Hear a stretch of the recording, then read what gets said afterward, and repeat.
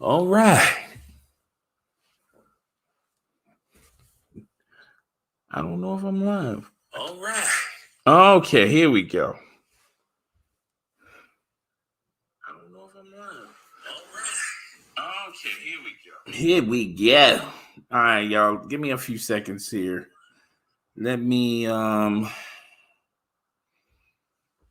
yeah, give me a couple of minutes, man. Give me a couple of minutes. Let me put this on mute. Put this on mute.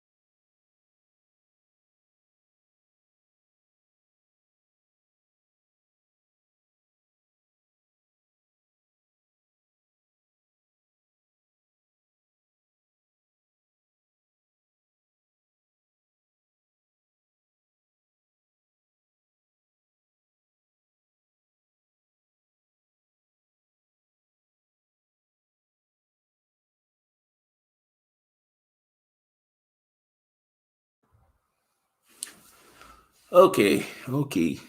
Icky. So, what's up, people? This is my first time doing this on StreamYard on my channel. So, bear with a brother, okay? Bear with a brother. I got some things I'm trying to set up. And I should have set these things up earlier. My bad. Promise you guys, I will get better at this. But as of right now, listen, I got to get my priorities in order. How about that?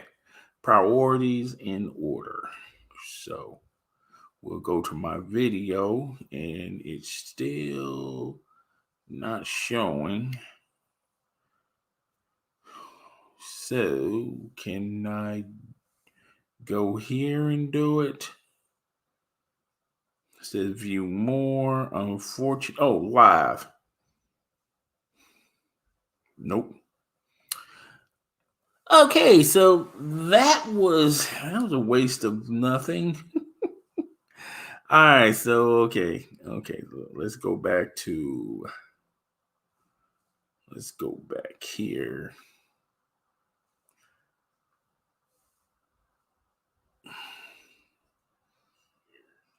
Okay, so we're live. Unfortunately, I cannot edit this like I normally do on my live stream, so I have to put the description and tags and all that good jazz later on when this thing is concluded. So how's everyone morning? It's your boy, the host with the most. I'm back once again. Just my thoughts, just my opinion at youtube.com. Got an interesting show today. We're going to be talking about a lot of stuff. We're going to be talking about the fight that went down this weekend. We're also going to be talking about several other things, some Ben Simmons rumors. Before we begin, let's get into some topics here. Katie Nolan is not happy with HBO because HBO apparently chose Beaumonte Jones over her. Apparently, HBO has a new show that's going to have Beaumonte Jones involved in it. He's going to be the host. And Katie Nolan thought that she had the inside track on this show. And that's one of the reasons why when she was let go by ESPN, she thought she was on good terms. She was going to easily, she said to herself, I'm not going to chase. I'm just going to simply replace them, meaning ESPN. Hell, I got HBO on the side pocket. I've been negotiating, talking to them, all that jazz. And they know me. I know them. and they know what type of following I have. So HBO it's like automatic. I'm going to get this show. Well, they chose Beaumonte Jones. I felt like this new show that HBO is going to be having. I feel like if those were your only two options, I would choose Beaumonte Jones over Katie Nolan. I think he's more seasonal, particularly when it comes to the topics. You know, he can talk about sports, but he can also talk about other things like politics, things of that nature. If you subscribe to his YouTube channel, I suggest go subscribe to his YouTube channel. I forgot the name of his YouTube channel, but whenever I do watch it, he's talking about everything and everything. And sports, it's not a sports type of show.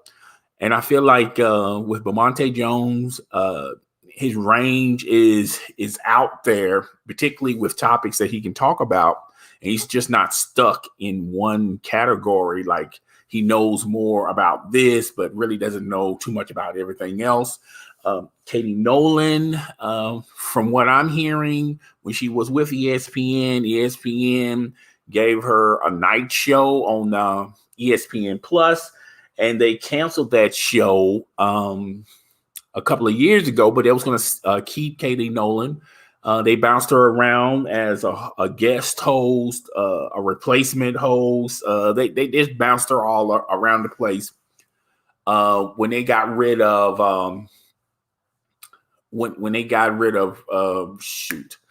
Beaumonte Jones' running mate, and I forget Dan Levitar. When they got rid of Dan Levitar, she replaced Dan Levitar as the new host. That I don't know why I want to call it Quite Frankly. It's not called Quite Frankly. It was I forgot the Dan Levitar show that he had on in the afternoons. Somebody's going to hit it up in the comment section, but that's pretty much what transpired with Kaylee Nolan.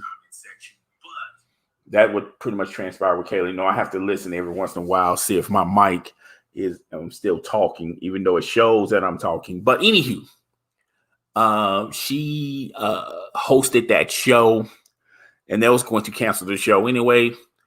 And she just didn't work out at ESPN. Kaylee Nolan just did not work out for ESPN.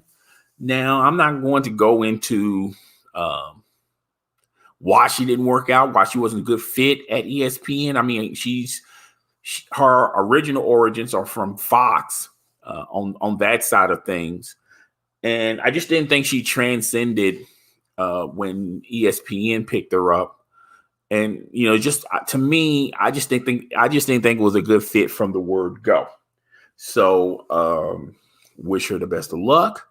I'm pretty sure she's going to get picked up. She probably, and like I said in my video when I was talking about Kaylee Nolan, I feel like the best places for her to go are like Fox Sports 1. I think Fox Sports 1 is a good platform where she can work at if she wants to continue to do sports entertainment. Fox News, I think she has an interesting perspective of things. She dabbled in politics, but she wasn't too caught up into politics. And I can also see her doing Entertainment Tonight. I can see her like Kevin Frazier. Now I know a lot of people are going to say, "Well, why you're promoting her to do Entertainment Tonight? Are you trying to say all women can only do that, but they can't do ESPN?" No, I just mentioned Kevin Frazier. He used to be on Sports Center, all right, and he got let go by ESPN. He went to Entertainment Tonight, and he's flourishing over there. I just feel like some people, no matter if they're male or female, no matter their background, whatever, I feel like some people are best fitted in certain places. And I feel like a talent like Kaylee Nolan, places that are outside of sports, I feel like she can flourish in that. And I feel like she struggles a lot with sports focused networks where they're trying to spoon feed it and push the narrative of sports to her. Okay. So Kaylee Nolan is already been let go by ESPN, and she's still job hunting, just like the rest of us. We all job hunting, and I wish her the best of luck. Also wish the best of luck of Beaumonte Jones. I'm not too sure about this show. I don't know if this show is going to make a great run for him, but I wish him the best of luck on his new show at HBO. All right, so the next topic we're going to talk about is the fight of the century. Everyone was calling this the fight of the century. Sorry about that. I had to stretch over and get my phone. And this fight, I'm going to be honest with you guys. I don't have no hate about the fight. I think at the end of the day, it was a good fight, but I felt like this. I think the Wilder versus Fury fight, I just didn't think it was when you saw the second one. You had a sneaking suspicion where this one was going to go. Fury versus Wilder 3. A lot of people call it the fight of the century. I think it's the best fight out of 5 or 6 years, maybe. Everyone thought that with Wilder fighting Fury for the third time, things were going to be different. Things were going to be more in Wilder's favor. And remember now, the second fight, Wilder had all these excuses why he lost. He pointed out he pointed out the people that were in the corner. He fired some of those personnel that was in his corner. He also blamed the suit. He said the suit was too heavy. He also blamed that Fury's gloves had some type of substance in it. He wasn't actually hitting. His face wasn't actually hitting knuckles. It was hitting some type of foreign substance that was in the gloves. His water was tainted. I mean, this man was coming with a gang full of excuses. Okay, and to be honest with you guys. And when this fight was, when they said that this fight was going to happen, I said that I just don't see anything changing. The results are going to be pretty much the same when these two guys fight. When you look at Fury, he's a technical sound boxer. When you look at Wilder, he's a fighter. He's got one. His secret weapon is that one hit. He's got that knockout power, and if he can make a solid connect, it's game over. Now, before the fight started, I remember Wilder was saying in one of their meetings or whatever to promote this fight, he said that Fury has to be perfect for 10 rounds. And he thought that all he had to be perfect in was a couple of seconds, 30 or 40 seconds. And I thought that was absolutely ludicrous because Fury is a technical sound boxer and he understands how boxing works. He understands change-ups. He understands styles. He understands punches. He understands guards. He strategized like a boxer because he's technically a sound boxer. When you look at Wilder is he's more of a home run hitter. But what happens when that slugger that hits home runs can no longer hit home runs? Can no longer hit home runs. What if the pitcher on the mound start doing change-ups, curves, instead of just throwing the ball straight down the middle? What if the pitcher is doing other combinations of pitches, eliminating the power of the slugger? Now the slugger is going to have to strategize he has to come with a new strategy to beat this pitcher. And that's pretty much how I felt about Wilder if he had any shot of beating Fury. And I just did not see it. I thought it was going to be the same. It was a TKO. Yes, Fury knocked him out, put him down twice. I would say the first time, I don't know if it was the first time or the second time, but Fury was pushed down. He wasn't technically hit.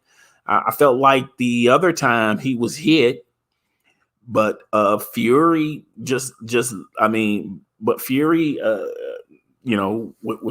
he put Wilder down. I just thought the same things were going to happen, just like any other event. Okay, hold on one second.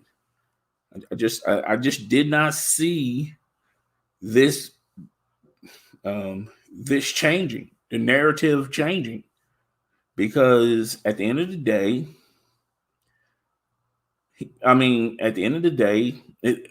the styles create boxing, and I just did not see it.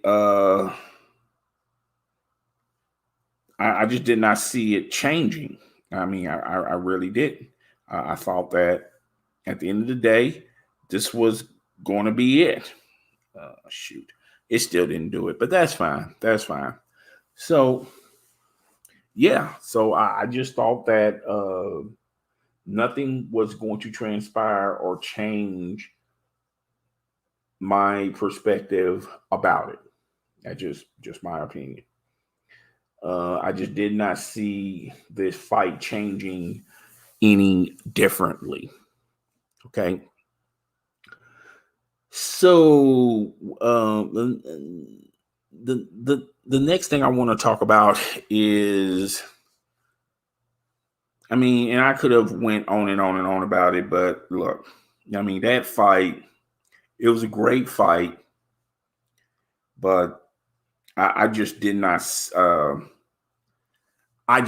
see this thing having an opportunity to change.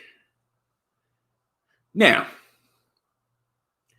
next thing I want to talk about is something I've been wanting to talk about.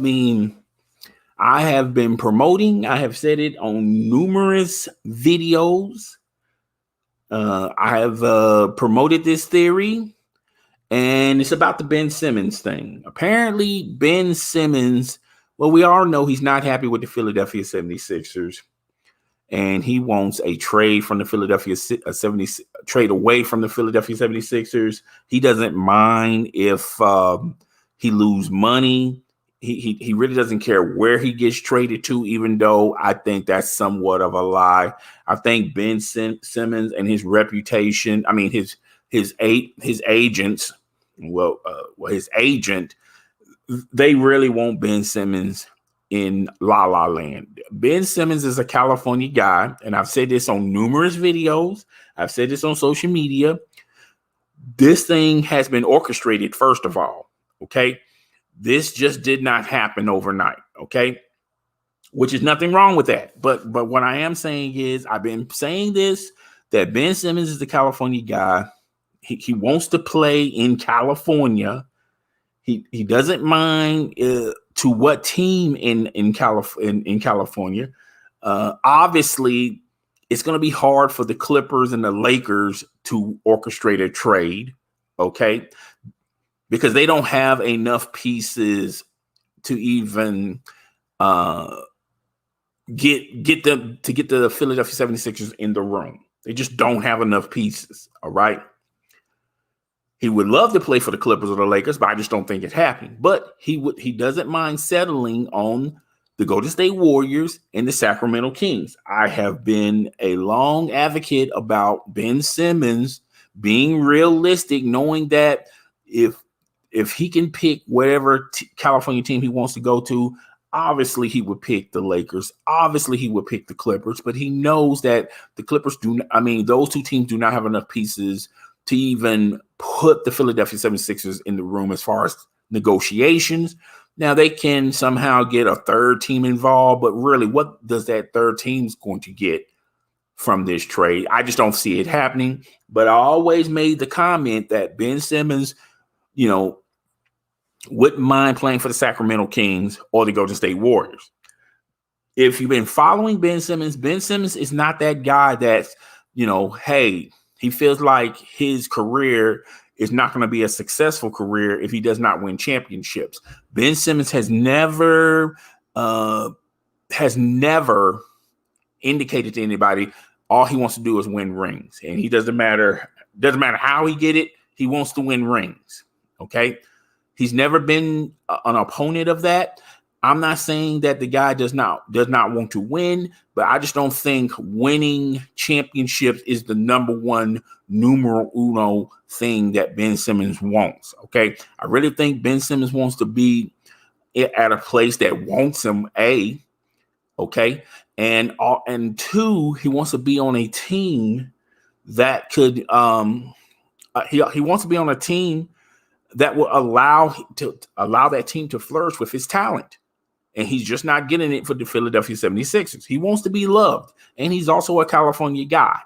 So I made the statement, it's either there's only two teams in this trade scenario that, they would love to go to. And that's the Golden State Warriors and the Sacramento Kings. Okay. Now, NBC Sports just wrote a beautiful article. And NBC Sports is pretty much going the same direction that I have been promoting for months. Okay. You heard it first from me, folks. You heard it first from me. All right. So Ben Simmons reportedly would have no problem going to Sacramento. Everyone has their favorite place. Everyone has their favorite. Ben Simmons trade. None of them are anywhere close to coming to fruition in the near future. As talks remain, a source telling NBC Sports everyone has their pet trade, but thinks it makes the most sense. Now, there have been talk about him going to the Pacers. I don't see him going to the Pacers because that's in the East Coast, and the 76ers do not want to see Ben Simmons, a lot, and they don't want him to play on the East side of things, even though it makes sense because the Pacers have pieces that interest the 76ers, and they can contend right now with those pieces. Now, how much better? I don't know. All right. And I'm not going to talk about their package, what they're going to do. But legendary NBA writer, broadcaster David Aldridge points a trade with Ben Simmons going to the Sacramento Kings.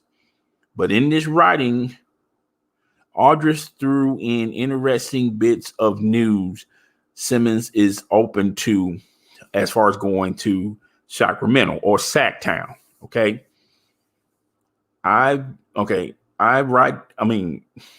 It's been written that Simmons to Sacramento before, and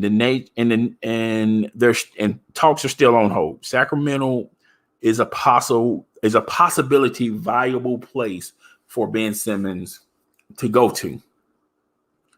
Now, I've been saying this for a minute. I've been telling you guys, I see Ben Simmons going to California. Why I think California? Because that's ultimately he wants to go to. He wants to go to California. Nothing wrong with that. Have no issue with him going to a California team. Here's my point. This makes a lot of sense for Ben Simmons. It really does. Makes a hell of a lot of sense for Ben Simmons. Does this make sense for the Philadelphia 76ers? And here's where I have done several videos. And if you look at both teams, when you look at Sacramento and when you look at the Golden State Warriors, Sacramento really, they have some interesting pieces. And they also can trade away their future with their future draft picks. But what they have equals or is better than what the 76ers are giving up, which is Ben Simmons? And I would say no. Okay, Buddy Hield's going to be in that proposal. All right. Does Buddy Hield in the 76ers lineup make them a contender? No. Does it mean that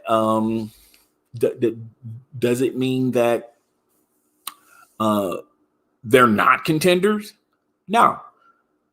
I just feel like what the Golden State Warriors have to offer are better pieces not better pieces, but interesting pieces, as well as they're going to give up a ton of their draft picks. All right. And allow a brother to explain. I feel like the Golden State Warriors have, the past 2 years in the NBA draft, has done an awesome job drafting the right talent. Okay, particularly last year. Now, this year, they drafted some talent in the first round that it's going to take time to see how that pans out, because these players are, it's going to take a minute. Okay, these are not instant studs. They have the potential to be instant studs, but they're not instant studs for the long part. So I feel like what Golden State Warriors have, and what the 76ers are going to offer, which is Ben Simmons. If the Philadelphia 76ers are patient to wait this year, if they go ahead and pull the lever on this trade and trade Ben Simmons to the Golden State Warriors, and in return they get their past two players that they've done chosen, their past three players that they've chosen in the past two drafts, as well as maybe 3 number ones and maybe a 2 here and there, maybe a pick down the road. I feel like if they give that to the Philadelphia 76ers, do that make them what the Golden State Warriors have? Does that make them contenders? No. It doesn't. What the Golden State Warriors are going to give to the Philadelphia 76ers, the Philadelphia 76ers are not going to be contenders anytime soon. But if they could wait this year, I think they have what they're going to get. I feel like what they're going to have is going to benefit that team a year from now. Not now, but a year from now. Okay? Now, obviously, putting Ben Simmons to the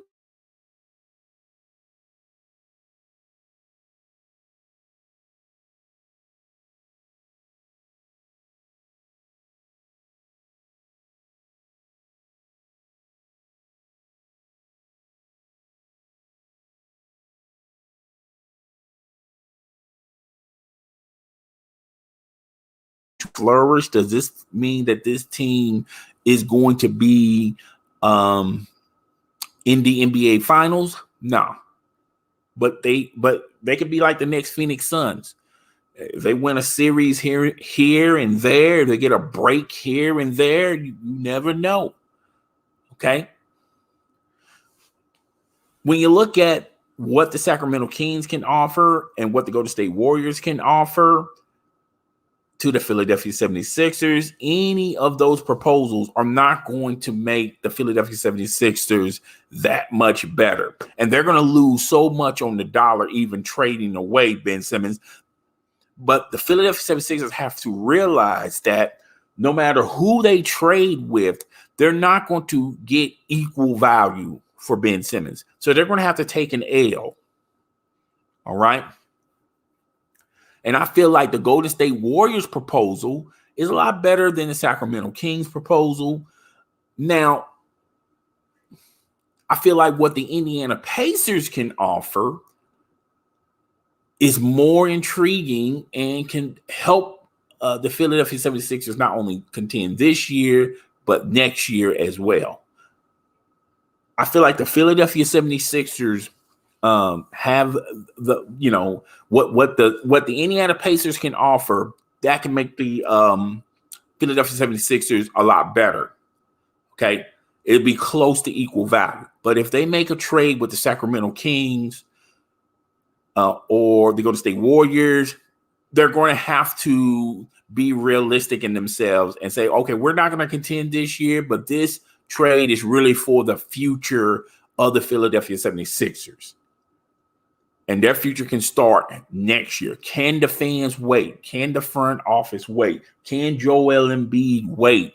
Those are questions I have no answer for. But be realistic. Even with Ben Simmons, if the Philadelphia 76ers and Ben Simmons comes to an agreement and he starts playing for the Philadelphia 76ers, let's just say they're on good standing terms.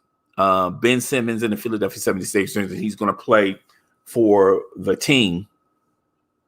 Even with Joel Embiid and Ben Simmons, that still ain't enough that's going to dethrone the Milwaukee Bucks. That's still not enough to dethrone the Brooklyn Nets. That's still not enough to dethrone. I think the Chicago Bulls are going to give them a run for their money. I feel like the New York Knickerbockers are going to give them a run for their money. I feel like the Miami Heat is going to give them a run for their money.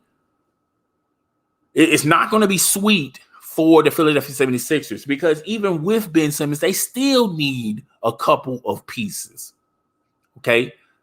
So, you know, if you're going to trade him, I feel like you should trade him. You're going to find a partner that's going to give you a little bit of everything. That's willing to give you their future. That's definitely going to give you their future first round picks. Okay. Then give younger talent that's sort of rough around the edges that have the possibility to be great players or the possibility of them being great stars. Okay. I feel like the only team that's going to be able to give the Philadelphia 76ers a little bit of everything is the Golden State Warriors. All right. But like I said in this article, NBC Sports has an article that said that, and David Aldridge says that there's a possibility that, you know, the Philadelphia 76ers and the Sacramento Kings are working behind the scenes. That's not a huge shock for me. I'm not surprised by that. I told you guys from the word go about that possibility. Okay. All right. So moving on. See what we can. So far, so good. So far, so good. Now, let's see. What else can we talk about? I'm going to talk about my Cowboys, dude. My Dallas Cowboys. Them guys are cutting up. They cutting up, man. Them Dallas Cowboys are no joke. No joke. Testing. Okay, cool. I'm a huge, you guys know, I'm a huge Dallas Cowboy fan. I don't make no secrets about it. I've been a Dallas Cowboy fan since day one, since birth. Always loved the Dallas Cowboys. I have never changed on the Dallas Cowboys. I'm not one of those fans who have a second team. I'm not one of those fans that have their favorite team in each conference, having 5 or 6 teams that they root for. I'm not one of those fans that say I'm a fan of football that just love all the teams, and whatever team makes the Super Bowl, they're instant mashed potatoes, a fan of that team. I'm not one of those people, man. I live and die by the Dallas Cowboys. And I've been waiting for this day. I've been waiting for this day patiently. And the Dallas Cowboys were building something. It took them a minute, but they were building something. The Dallas Cowboys. The Dallas Cowboys were trying to build something good. And I think they have something. Last year, the offense was good. Then they drafted CeeDee Lamb. They got Thunder and Lightning in the backfield, Ezekiel Elliott. And I forgot my boy's name. I apologize. They got a solid tight end front. The offensive line is getting good. It's getting healthy. But the one thing that was hurting us was our defense last year. And then people were shaming us, saying that the Dallas Cowboys are never going to be good if they don't get us a better defense. What's good about scoring 24, 30 points when the opponents are able to score 35 points? You still lost, okay? No matter how many points your team puts up, your team can't even stop the other team from scoring. And that was the running joke, the running theme for a lot of people out there that were hating on the Dallas Cowboys. And I told you guys, they got the draft ahead of them. If they can hire the right defensive coordinator, I feel like that stuff can change overnight. You know why I felt that way? Because coaching defense is different than coaching offense, particularly new talent. When you have new talent on the offensive side of things, it takes a few series, it takes a few seasons, okay, to get it perfected right. But with defense, all these changes can happen overnight. We got the right defensive coordinator. We got the right scheme. We got the right players from the draft and free agency. I feel like our strongest core on our defense is our linebackers. A lot of people don't talk that great about our linebackers. I think we have a phenomenal linebacking core. I think it's awesome. The linebackers are so talented, and we have a surplus of so many of them. We had to release one. We have to release a linebacker. We had to release a linebacker who was a good linebacker, a solid linebacker. A lot of teams are going to instantly pick up this linebacker. That's how good he was. And now when you look at the Cowboys, particularly yesterday, they played the Giants, and they just steamrolled over the New York Giants, who their offensive coordinator was our head coach. And we just ran roughshod. We just did what we wanted to do against the Detroit Lions. Now, a lot of people are going to say this. And they've been saying this about our Cowboys.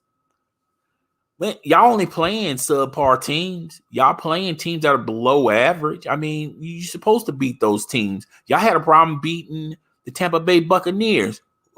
Who hasn't?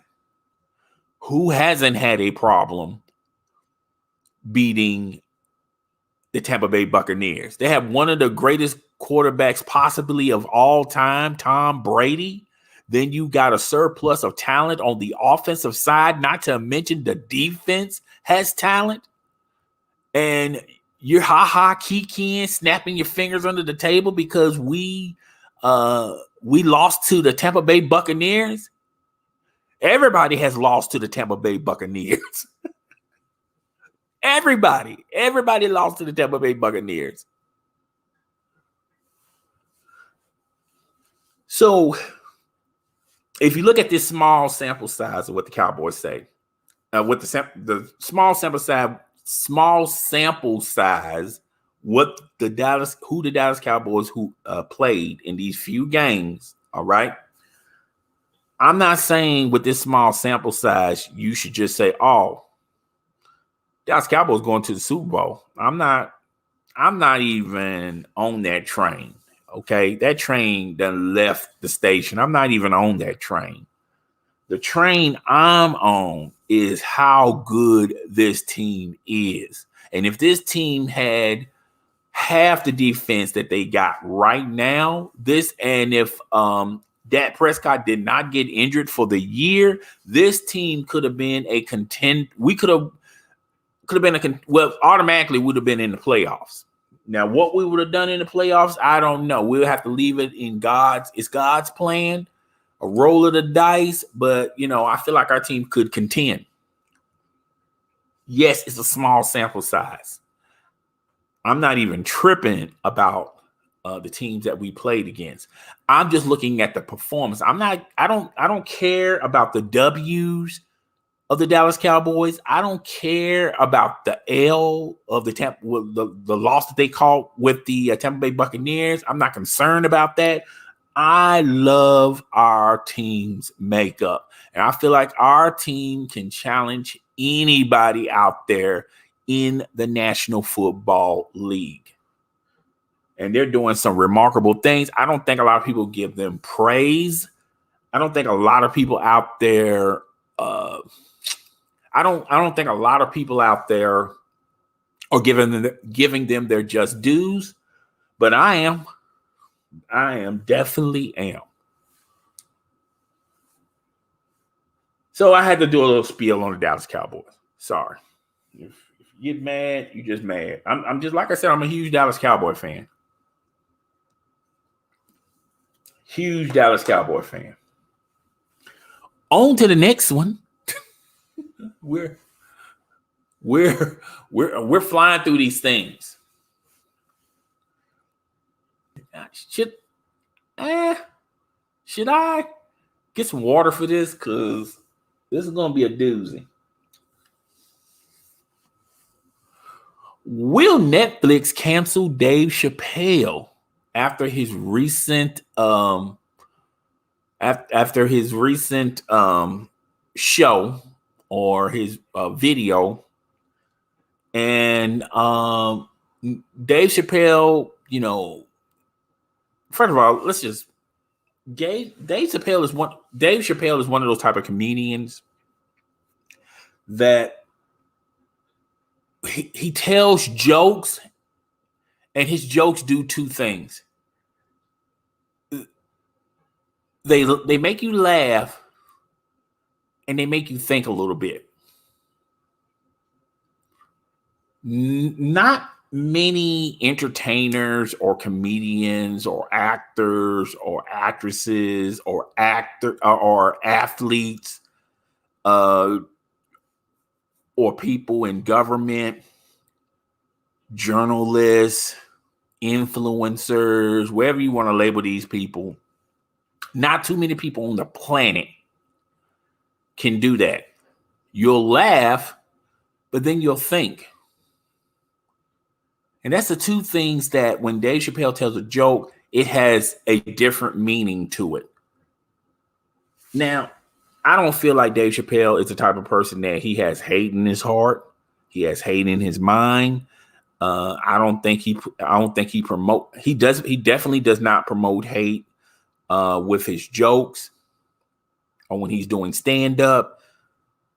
What Dave Chappelle does is he's basically throwing a mirror out there, and we're looking at each other.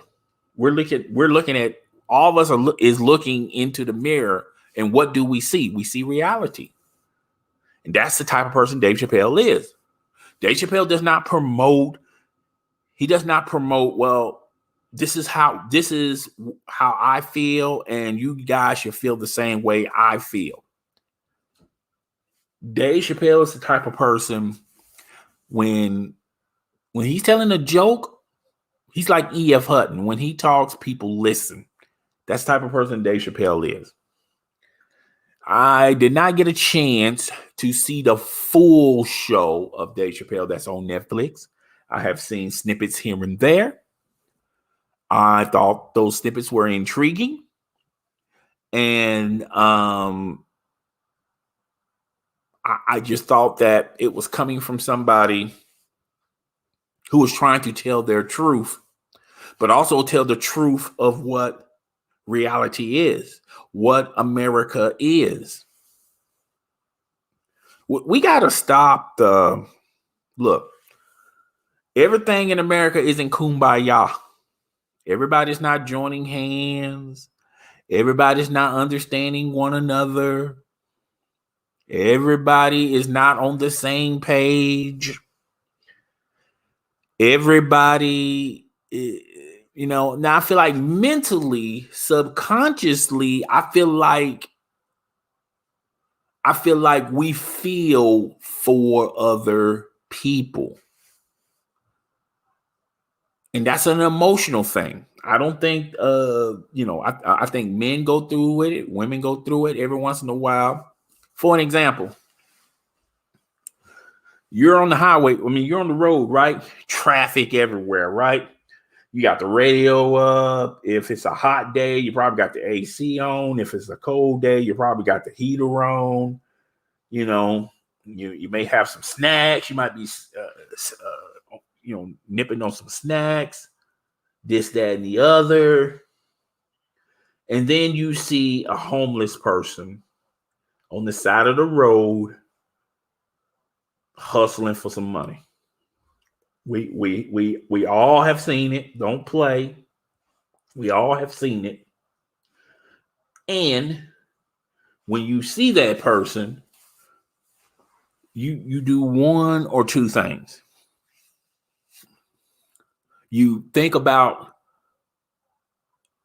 how sad it is for that individual to be out there, bumming for money, or you hate. You start thinking, well, why is he out there bumming for money when there's a lot of stores around him that's looking for help? He don't walk by 7 or 8 now hiring signs, and he feels like the only way he can survive and make it a day is to sit out here on this corner and bum money. Why don't he just get a job? Just get a job. We simplify everything. Just get a job. That solves everything that in our minds and in our eyes. It's a simplified situation. We simplify everything. And I feel like that's what I feel like a lot of people do that with Dave Chappelle. I feel like someone that complex, that's that intriguing, that's in retrospect, he's a comedian that's telling jokes, but he's also telling jokes that you can learn from, you can heal from, you can understand from. Sometimes it has a different meaning, but it's coming from a place of goodness. And I feel like everyone just put all mashed potato, all that stuff in and say, oh, okay, he's a bad person. I don't think Dave Chappelle has an issue with the LBCQ. I don't think he has an issue with white America. He just has or with Black America. I just think he has an issue with the politics that go on between those organizations. I think that's his issue with the politics. I remember, and there was one snippet he was talking about. Man, it took us it took us forever to get us, to have the same equal rights as whites. and how the LBCQ, they just got their rights overnight. They didn't have to go through a massacre of their own race being destroyed, a massacre of their race being uprooted from their country, being bought and sold to come here to do free labor. They didn't have to go through none of that stuff. And I feel like Dave Chappelle is one of them type of brothers that understands his history, and he points that out. Now, to me, it's a two-parter thing.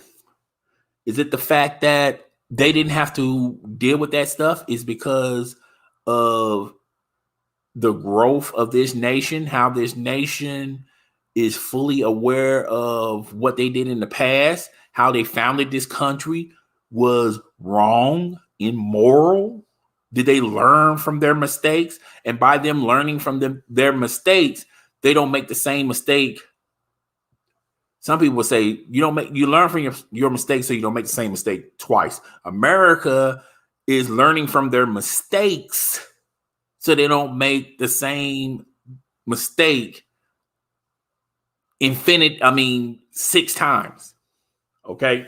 And I think that's why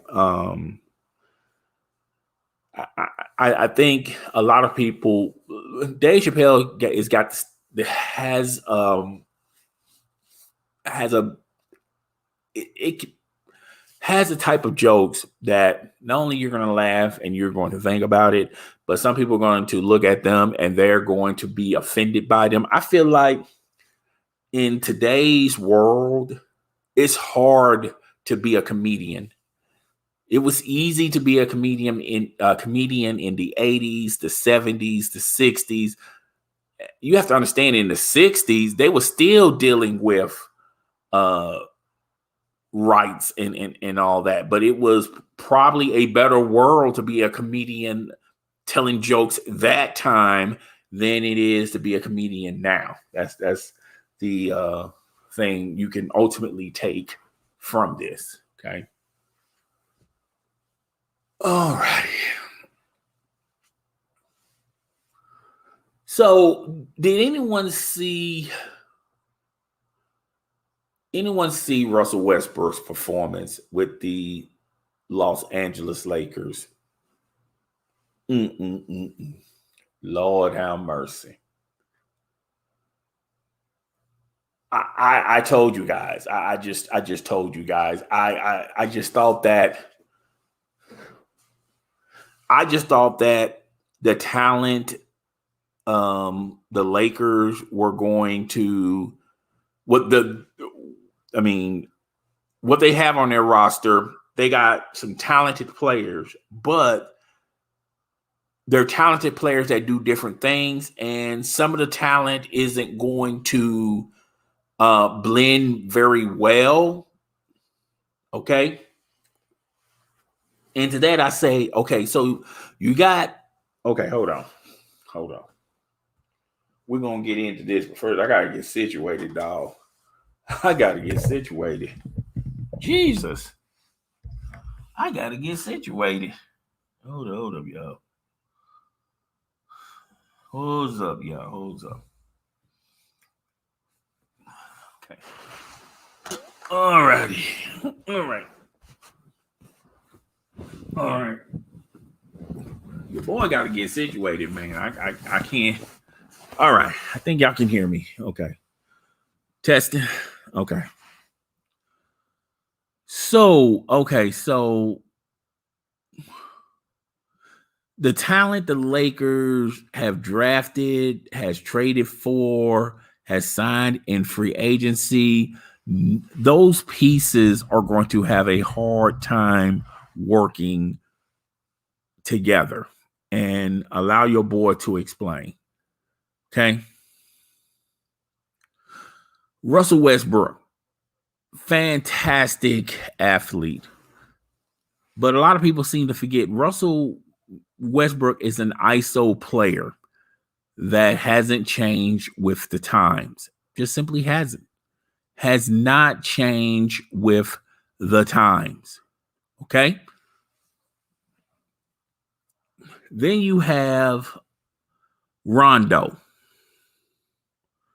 a player that's set in his ways, an older player, and I feel like Rondo, when he's done playing, he's going to be an excellent coach in the league. I just that the man,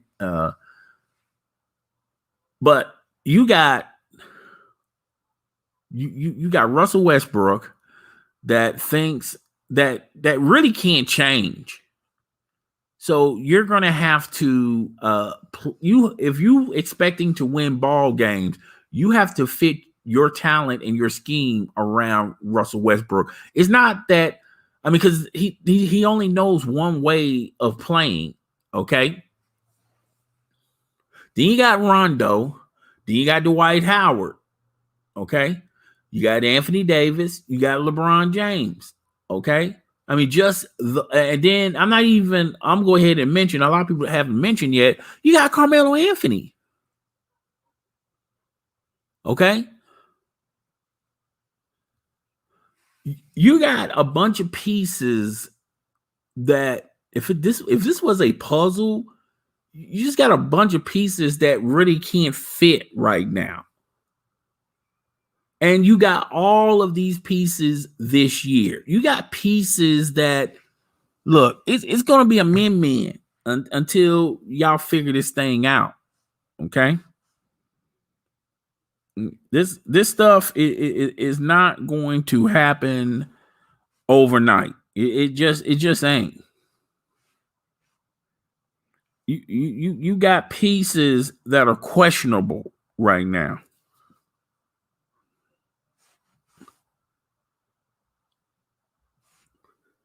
I feel like if you watch the game,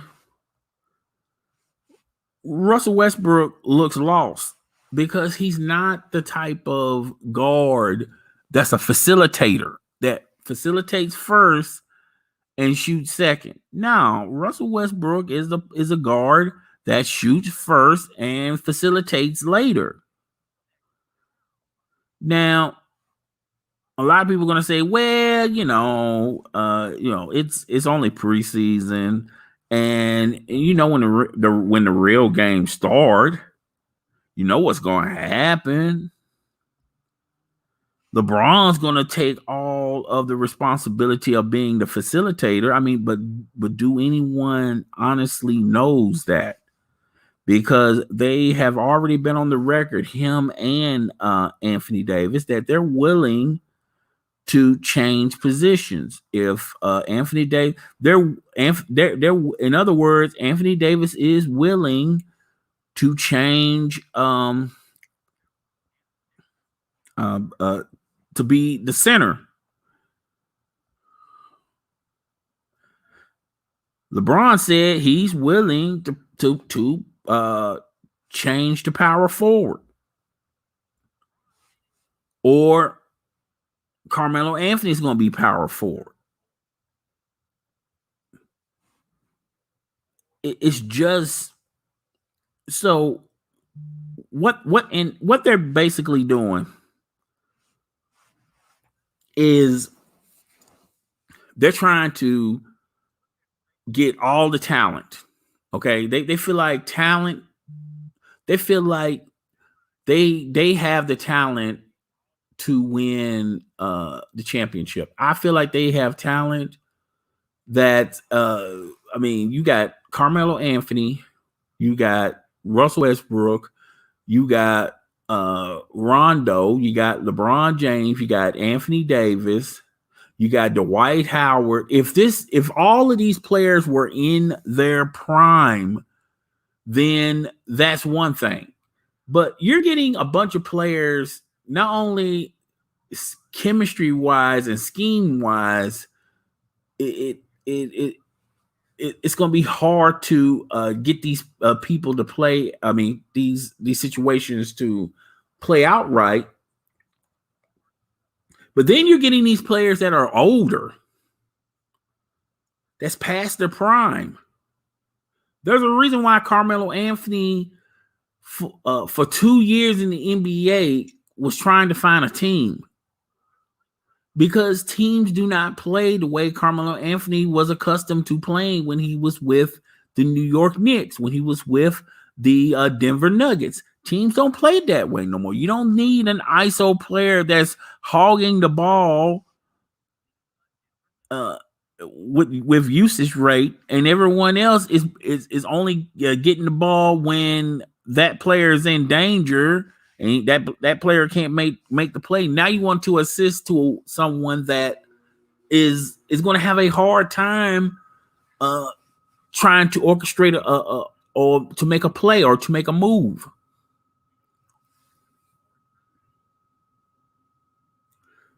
You got Rondo, which when Rondo was when Rondo was in the league, when Rondo was in the league,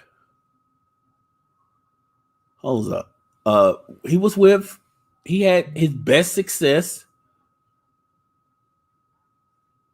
is when he was with the Boston Celtics. Okay, he was a huge contributor because of that. Okay, Rondo is not that player anymore. There's a reason why Rondo was bouncing around so many teams after he got traded away from the Boston Celtics, because Rondo was playing his way, who was talented. I'm not hating on Rondo. He was a very talented player, has won championships, but he only done it his way, only his way. He cannot do it any other way but his way. And he has to have the ball in his hand for you to have any success. The same way with Carmelo Anthony. He has to have the ball in his hand if you want any type of success. Anthony Davis, there's a reason why when he was with the New Orleans Pelicans, he could never get that team to the promised land. Why? It wasn't the fact that the ownership or the general manager didn't put players around him. He just, when you needed him the most, he was injured. Anthony Davis has never played a full season with the NBA. Has never played a full season with the NBA. Think about that for a second. But you guys, but he hasn't even demonstrated, can he take a team on his back and win a chip? Excluding that bubble championship, when everybody was in the bubble, when half the teams did not want to be in the bubble, you got half-hearted play. The only people that really wanted to be in the bubble was a select few teams, and LeBron James' team was one of those teams. But ever since that bubble format and they won the championship in the bubble, what have they done lately? They've been consistently the same team they always been. They always been front runners. They have always won ball game. They have won the regular season. They have always gotten records, personal records and team records. But when it really matters the most, are they there? There are signs that even LeBron James, you have to start asking yourself, is LeBron James going to play a full season? I mean, he's trying to go for this Kareem record. Is he going to be able to play a full season? Wouldn't it be best to rest LeBron for the rest of the season instead of trying to get him to play every minute on every game? Because eventually, those joints are going to he's going to have issues with those joints. He's going to potentially be injured. He had the groin situation 2 years ago when he first went to the Lakers. So you got all these pieces And you got and if you want to say that the Lakers win free agency, if y'all want to say they won the free agency because they got a bunch of names on the back of their jerseys, yes, then they won. Okay. If you want to say they won because they have the popular players, yes, they won. If you want to say that they won because the players that they have on their roster are players that that were talented, that used to dominate the league, then yes, they won. But if you want to talk and say that they have the most talented team, no, they don't have the most talented team. If you look at what the Lakers, I feel like it's going to be two problems that the Lakers are going to have to deal with. Okay. They're going to have to spend time where they all play together. Okay. And the quicker they figure each other out and the quicker they get the chemistry right and the quicker they figure out who's going to get the ball in certain sections, the better for the Lakers. But it's not going to happen in 10 games, folks. You have to have scenarios in place or situations in place when you know who's going to get the ball at what time, who's going to get the ball at the last minute, who's going to get the ball in this certain situation when you're down by 5. All that stuff has to be figured. That's why you have the season. And you can't practice that stuff, on the practice court or practice this stuff in preseason. You have to do it in certain events during the regular season. So that's one thing that they're going to have a problem with. I feel like another thing they're going to have a problem with is their health. They're pretty old, all right? And they have a lot of players that can potentially be out a couple of games. Let's go ahead and write off Anthony Davis. Even though he's not an older player, but he's never shown that he could play a full season. That's the problem with Anthony Davis. Let's look at LeBron James, who has a history. Now he's gotten a history of being injury prone. Okay. Carmelo Anthony. Okay. You don't know what type of Carmelo Anthony you're going to get hot Carmelo Anthony or cold Carmelo Anthony. Okay. And yes, he's a little older too. And he's going to have distractions in his mind, particularly with his divorce with Lala Anthony. You don't think that's going to play a part in this season? You don't think that, him seeing his son is not going to play a part with him in this season? And I think he got his side girl pregnant. So you don't think that's not going to play a factor mentally for Carmelo Anthony? He's got a lot of stuff to be concerned about. That's all I'm saying about that. You got Dwight Howard, which when you going to put Dwight Howard in? So it's a lot of things the Lakers are going to have to figure out. It's going to take more than a couple of preseason games, a couple of regular season games. I see this potentially as, and a lot of people are not saying this, but I see this similar to remember when the Miami Heat formed their big three? They had LeBron, Chris Bosh, and Dwayne Wade. Anyone remember that? And those guys started playing preseason games, and people were talking about, oh, they got this figured out. Just a couple of preseason games, they'll get it figured out. When the regular season started, they were still figuring it out. When the season got into the middle of the season, they were still trying to figure it out. When it got close to the playoffs, they were still trying to figure it out. When they got into the playoffs, they struggled on certain playoff series. Because why? Because they were trying to figure it out, okay? And then when they played the finals against the Dallas Mavericks, they didn't get it figured out, and then they lost that series. Dirk Nowitzki was the Dallas Mavericks won their championship, and the rest they say is history. Okay, Jason Kidd won a championship, won a ring.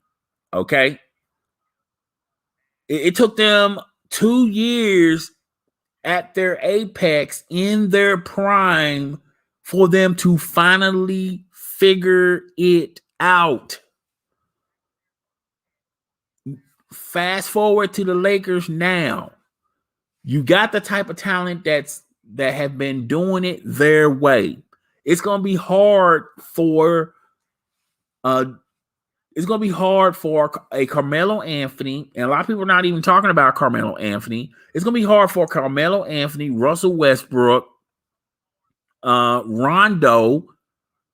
It's gonna be hard for LeBron to put all of these ISO players together and say, look, y'all got to play differently. You can't play like you used to play on your older teams. You're going to have to be facilitators. And I just don't see it. Rondo had a hard time. Remember when last year when Rondo took the money and went to the Hawks? He had a hard time trying to figure it out with the Atlanta Hawks, and they got better when they let him go. They let him go, and they got better. They sent him to the Clippers, and then they got Lou Williams, but they got better, and the Clippers didn't. Do anyone remember that? So, I mean, I just don't understand. You got these personalities all on one team, and y'all think that LeBron James can get to round these guys up and get these guys to just simply figure it out? Come on, man. Y'all can't be this confused. You can't be this clueless. That's all I got to say on that.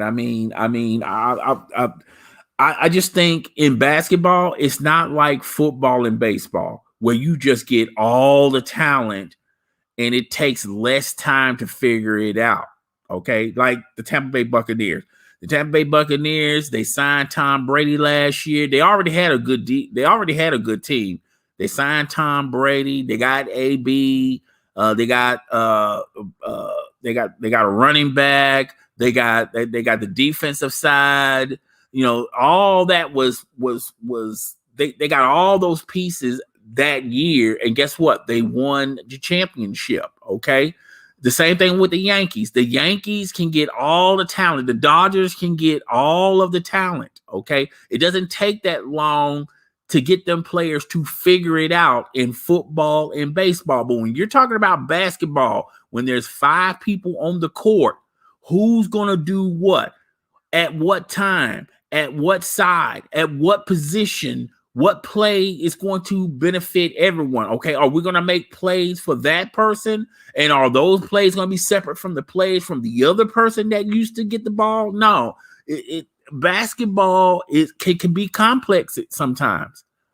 Basketball, you just can't get all the best talent and then you just roll the ball on the court and then you think, oh, we're gonna win a championship. We got the best talent. Okay, we got the best top tier talent. Obviously, we're going to win. If that was the case, then the Miami Heat would have won the first year. They didn't. They lost to the Dallas Mavericks. If that was the case, then the Portland Trailblazers, when they got Scottie Pippen and they had all that talent on their roster, what did they win? Nothing. If that was the case, when the Lakers had Shaq and Kobe, Karl Malone and Gary Payton and others, they should have won the talent. They should have won in the first year. Right now, they didn't. It does not work that way. You have to have, with basketball, it takes time, particularly when you get these players, when you get these all-stars, it just simply takes time. And particularly if you get all-stars and you look at their talent and their talent don't fit with the other players' talent, then it's really going to take time. It's going to take even longer time. Okay. So yeah, I just don't see it. I mean, I wish the best for the Lakers, And another thing, I feel like the Lakers, even if they sort of figure this out, let's just give them the benefit of the doubt that they sort of figure this out. Okay. Still, the Milwaukee Bucks are not going anywhere. I think there's matchup problems the Milwaukee Bucks that can present with the Lakers that Lakers are going to struggle with. Okay. And what about the Brooklyn Nets? The Brooklyn Nets, if everyone stays healthy, if the Lakers somewhat figured it out, okay, they really don't have a person that can defend Kevin Durant. Okay, they really don't have anyone to defend Kyrie Irving. They really don't have anyone to defend James Harden. Okay, and those guys, this will be their second year, and if those guys were healthy, and if Kevin Durant, when he shot that last final shot, and it was a 3 instead of a 2, his pinky foot was on the line, pinky foot on the line. And if that would have been a 3, it would have been game over, and it would have been the Brooklyn Nets instead of the Milwaukee Bucks playing the Phoenix Suns. And he almost done it by himself. Yeah, James Harden was there, but James Harden was a shell of himself. Okay. But still, their second year together, the Brooklyn Nets with, and they were trying to figure it out on the fly last year. Now they got a full year under their belt. They know how each other play. They know in certain situations who's going to do what, when the ball's going to be given to who. They know all that stuff. All that stuff, they done figured it out last year. All right. I just don't see the Lakers with all that new talent coming. I just think they're going to have a hard time figuring it out. They had a hard time figuring it out with the younger talent that they picked up last year. People seem to forget about that. Okay.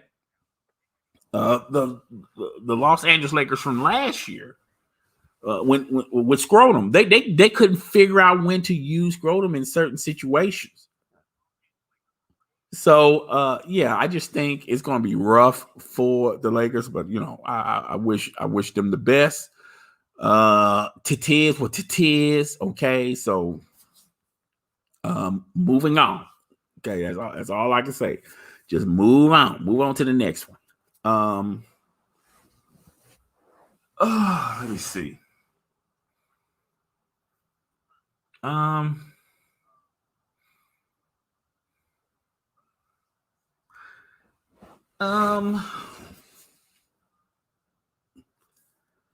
Just a few things. If y'all like me continuing to do this, I might get back on stream later on today, possibly tomorrow, and we can kick it like this. I hope everyone enjoys this presentation.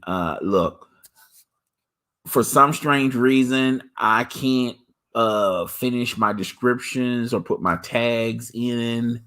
It's not allowing me to do that. And I feel like one of the reasons why it's not allowing me to do that is because I'm on StreamYard and I have to wait until the video's done uploading for me to finally put my descriptions and put my tags in. I will say this.